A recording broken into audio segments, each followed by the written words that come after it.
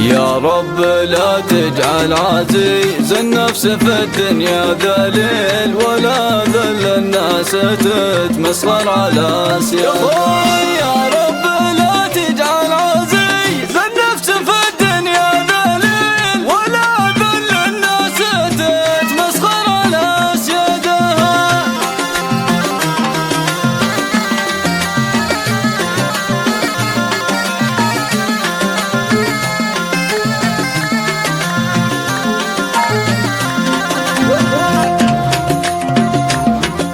يا رب لا تجعل عزيز النفس في الدنيا ذليل، ولا ذل الناس تتمسخر على سياده.